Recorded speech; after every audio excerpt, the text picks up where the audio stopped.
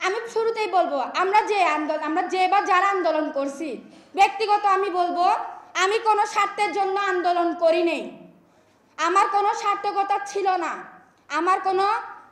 এখানে আমার কোনো কিছুই ছিল না। আমি করছি, আমার দায়িত্ব ছিল দেশের প্রতি, আমার দায়িত্ব ছিল ফ্যামিলির প্রতি, আমার দায়িত্ব ছিল আমার আশেপাশে থাকা মানুষগুলোর প্রতি। ওই কারণে আমি গেছি।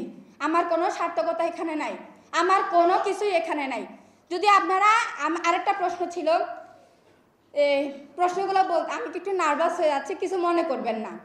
তো মূল কথাটা হলো যে আপনাদের যারা সিনিয়র যারা আছেন, আমাদের কথাগুলো যেখানে যাওয়া দরকার বা শুনতেছেন মন দিয়ে, তাদের কাছে আমার কয়েকটা প্রশ্ন, একটা না।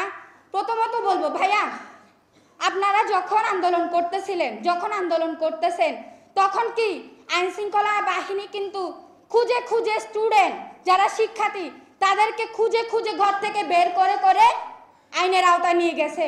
কথাটা সত্য? অস্বীকার করতে পারবেন? কেউ করতে পারবেন না। এখনো পর্যন্ত সেই মিথ্যা মামলা নিয়ে ভাইগুলা ঘুরতেছে।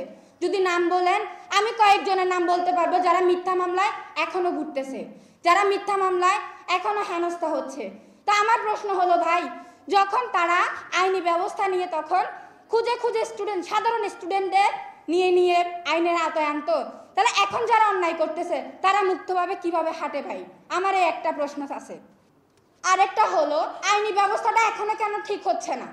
এখনো ভাবে আমরা শুধু স্বৈরাচারের চেয়ারটা খালি করছি, শুধু মানুষটা খালি করছি, কিন্তু আমরা কোনো কিছু এখনো পর্যন্ত করতে পারতেছি না, ব্যবস্থা করে আসতে পারতেছি না।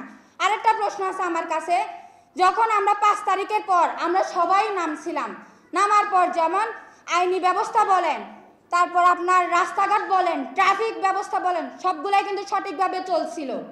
যখন আমরা স্টুডেন্টরা সরে আসছি, যখন আমরা যার মতো সে ব্যস্ত হয়ে যাই, তখনই কিন্তু দুর্নীতিগুলো বেড়ে যায়, তখনই কিন্তু আইনি ব্যবস্থাগুলো সরে যায়, সঠিক আইনটা সরে যায়।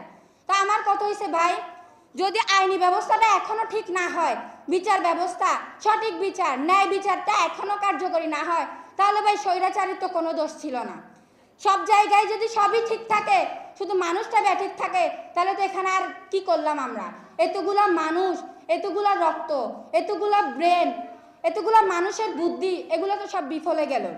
যে দেশ সংস্কার নিয়ে কথা বলতেছেন বা দেশ সংস্কার সম্পর্কে আপনারা আলোচনা করতেছেন, দেশ স্বাধীন করার জন্য 25-এ যে আন্দোলন ছিল সেখানে সবারই অবদান আছে, শুধু আপনার আমার একার না।